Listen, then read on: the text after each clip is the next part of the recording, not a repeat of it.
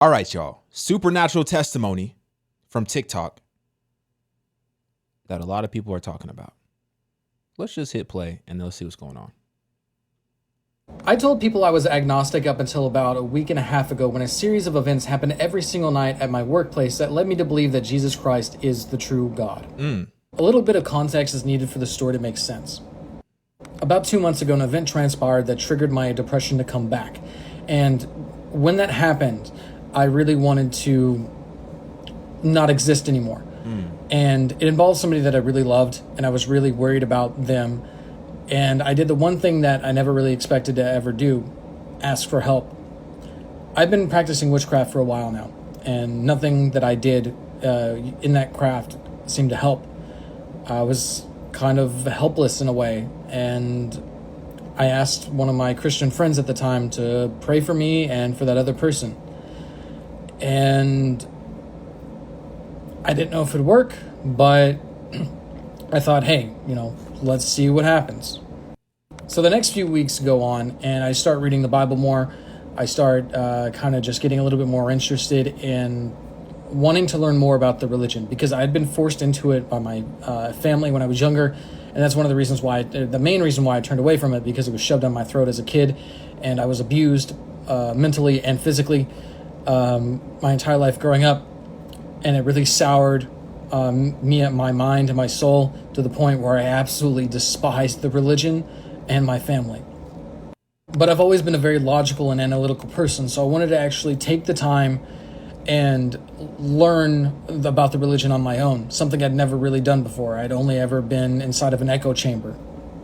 One night I was just incredibly depressed, just crying, and I just called out to God. I was like, if you're real, show me a sign. If you're real, I work at a restaurant as an assistant manager, and I've never really been a greedy person. I've never really been materialistic, but I was like, okay, what's an idea that would possibly solidify my belief in God? So I was like, hey, God, if you're real, have somebody tip me $50, $60. And I thought that was like somewhat of a decent amount of money, but also it's not like an insane amount of money. I'm not greedy, so I thought that was like a weird like middle ground. But anyways, I did that. And randomly one day I get switched to overnights at my job, because the restaurant that I work at is 24 hours. The very first night that happened, I ended up having 2 people walk into my store wearing I Love Jesus shirts. And I saw that, and the first thing that came in my mind was ask them a question. Ask them why, God, what the relationship they have with him means to them. Like, why do they believe, basically? And I did. And that turned into like a 2-hour-long conversation. So I need to back up a little bit in the timeline. So that Christian friend that I asked to pray for me, and my friend, the person that I love, randomly sent me a music video for the artist Dax, and it was one of his newer songs. And he's a Christian rapper. You may have heard of him, especially if you're here on TikTok, because he has millions of followers. But anyways, I saw that music video, and I was like, I just got the overwhelming urge to start making Christian music, which is weird. I don't know why. It's just, I used to make music that just cursed God all the time. I used to say a lot of terrible things. I used to glorify a lot of sinful things. But I just got the random urge to make some Christian music. And I did. And the night that those 2 people came in, I showed them the music. And one of the people said, oh, that's interesting that you say that. Like, I'm not even supposed to be here tonight, and I've been doing Christian rap as well, and this kind of inspires me. And I thought that was pretty cool that I was able to help him and he was able to help me. The very next night, a group of Christians came into the store, and they made a mistake on the math on their tip, and I go up to them and talk to them about the issue at hand, and they were like, wow, you're really honest, like you could have stolen this extra money from me. Like, that kind of restores our faith in like humanity a bit. And that kind of incident has happened, a few times at the store, but that was the first time anybody has said that like they really, really appreciated it and that it affected them. I thought that was very weird right after the first one. And then the third night happened.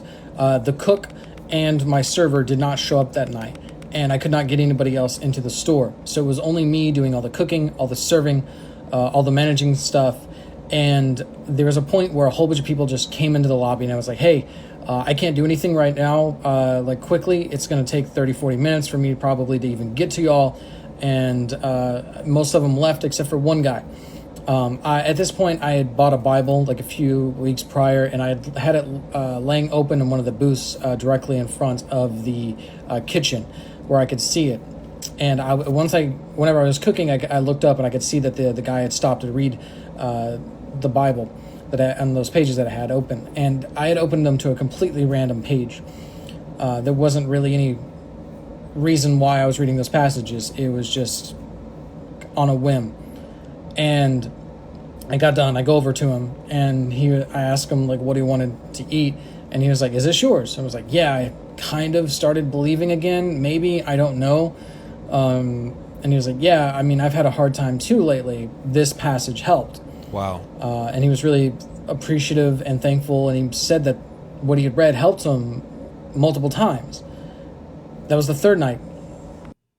That same night, a college student, came in and was needing a place to just charge his phone and do some studying. So I set him off to a place that was quiet, and he tipped me $60. Wow. And I was like, what? That's crazy, and that's what I just prayed about. The fourth night in a row, I had a concert let out, and half of the store was flooded with people wearing shirts with Lucifer's name on the back of them.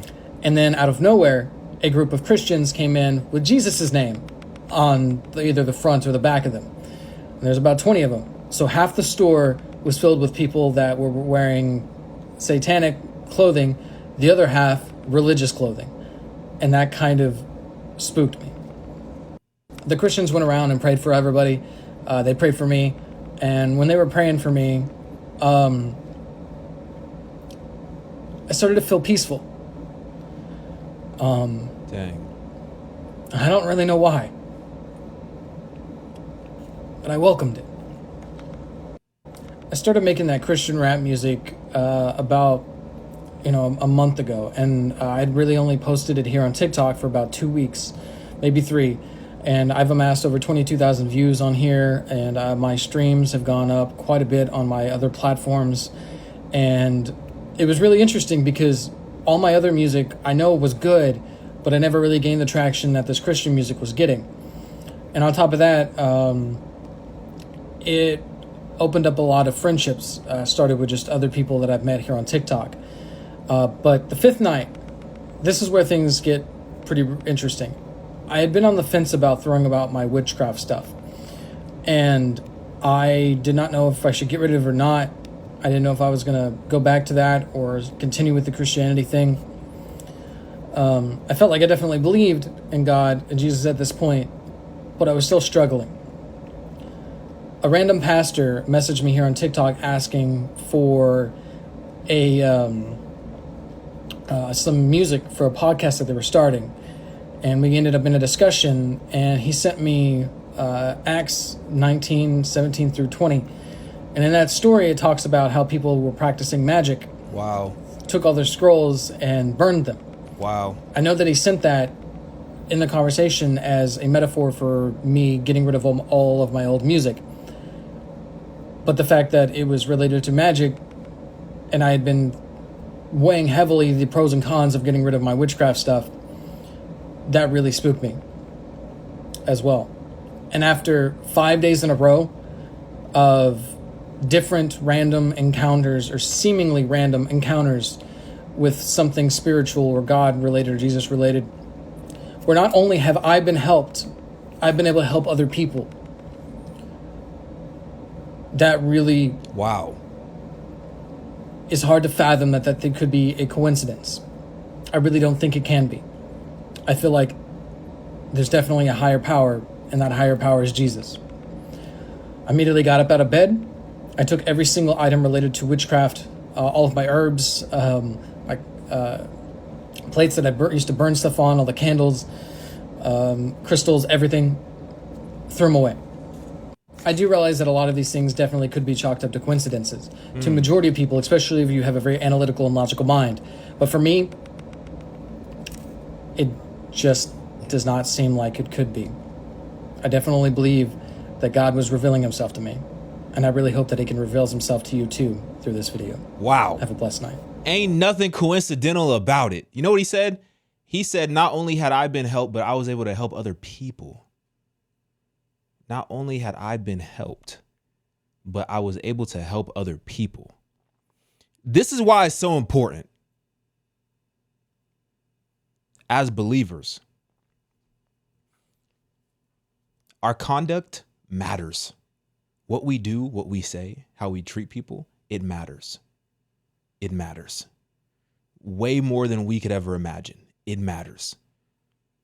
Because there's a lot of people who are looking at Christians as a measuring stick, trying to help them determine whether or not God is real. And based on how we act, based on how we treat people, we could be the reason why they believe in God or turn away from him. And we see that even with Christians who come into the church. You see Christians who join a local church or join a group or, whatever it may be, and something happens. There's a disagreement, there's conflict, there's argument, there's drama, there's gossip, whatever it is. And that situation leads them away from Jesus. So if Christians can influence other Christians to walk away from Jesus, what do you think the impact would be for a Christian on an unbeliever who is trying to figure stuff out? Like, even more, we have to be mindful of that. Even more. And this is just another example, because it's definitely not a coincidence that you had these events happen back to back to back to back to back nights. And oh, by the way, the thing that you prayed for, specifically, the specific thing that you prayed for, God, if you're real, I show me something. I need to see something because I don't know. Help me. Have somebody tip me $60 and then that'll be confirmation. And what happens? Not only were you tipped $60, but you got so much more in that process, to the point where you were actually the one asking for help, but you were able to help other people in the process. In the process of you getting healing, you were being used to heal other people. Now at this point, bro, you done seen too much. Ain't no going back. See, that's the problem now. That's the problem. And this is where it kind of gets to the part where it's like, bruh, ain't no more excuses. Because God revealed himself to you in a way that only God can do it. Only God can orchestrate these series of events to affect you in that way. You've seen too much. No more excuses.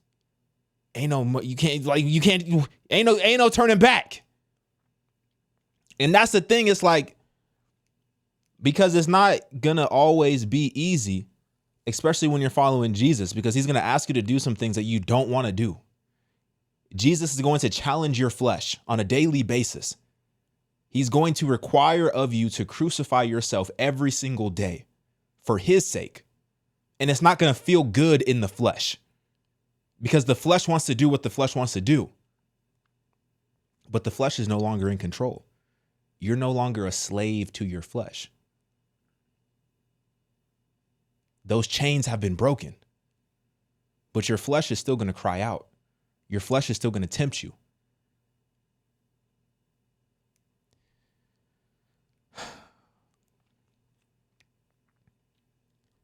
Yo, that was beautiful.